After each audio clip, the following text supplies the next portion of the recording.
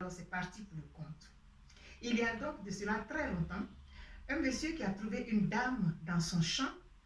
Il a salué, comme ça fait partie de nos valeurs et de notre éducation, et il lui a demandé s'il n'avait pas vu son troupeau qu'il avait égaré. La dame, croyant que le monsieur lui demandait jusqu'où arrivait son champ, elle a fait un geste, elle lui a montré, elle lui a dit: mon champ, il va jusqu'au gros arbre que vous voyez là-bas. Et le monsieur a dit: merci madame pour votre gentillesse. Si je retrouve mon troupeau, je vais vous offrir mon mouton blessé. Et il est parti. La dame a continué son travail. À un moment donné, le monsieur revient. Il a effectivement un agneau dans les bras qu'il tend à la dame. Il dit: merci madame, grâce à vous, j'ai retrouvé mon mouton parce que, par coïncidence, le troupeau se trouvait effectivement dans la direction qu'avait indiqué la dame. Et le monsieur, donc, pour respecter sa promesse, il tend l'agneau à la dame. Celle-ci tombe dans une colère et elle lui dit: monsieur, comment pouvez-vous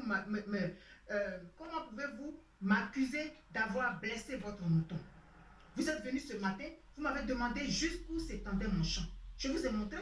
Vous revenez avec un troupeau et vous me montrez un agneau que je n'ai jamais vu de toute ma vie. Et vous m'accusez de l'avoir blessé. Mais monsieur, quelles sont ces attitudes-là? Et le monsieur qui dit: mais madame, je vous ai bien promis que j'allais vous donner l'agneau blessé.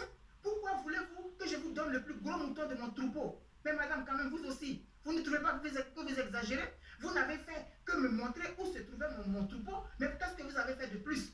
C'est-à-dire que si je ne vous avais pas demandé et que je m'étais dirigé dans la direction, j'aurais retrouvé mon troupeau. Je vous ai promis cet agneau blessé et vous voulez que je vous donne le plus gros mouton de mon troupeau?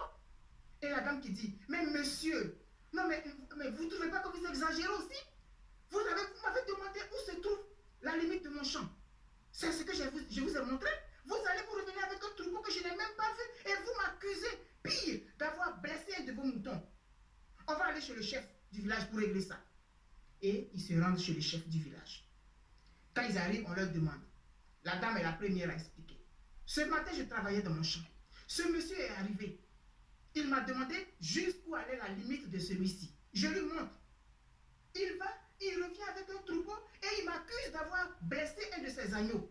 Ça, je ne suis pas capable d'accepter ça. Non, non, non, non, non, non. On donne la parole au monsieur.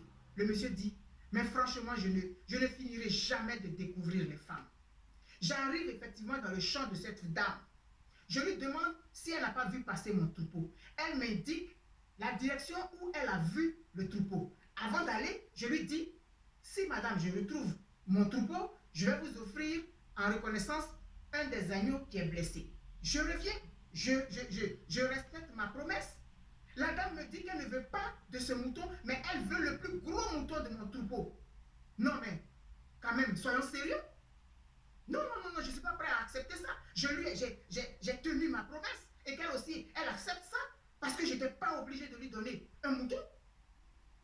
Et le chef là, il prend la parole, il dit: mais je ne comprends pas. Comment est-ce que vous, monsieur et madame, vous avez un problème dans votre couple, vous venez l'exposer devant tout le monde. Et vous, monsieur, comment vous pouvez refuser la paternité de cet enfant qui est sur le dos de la dame? Quand je regarde l'enfant, il vous ressemble. Elle a donc raison de se plaindre. Vous ne reconnaissez pas l'enfant. Et pourtant, c'est votre procès, votre photocopie. C'est pas sérieux, monsieur. Rentrez chez vous, prenez votre femme parce que c'est elle qui est la mère de cet enfant-là. Imaginez ce qui s'est passé. Toute l'assistance a éclaté de rire parce que l'homme était sourd, la dame était sourde et le chef qui a rendu la justice, lui aussi était sourd. Un véritable dialogue de sourds.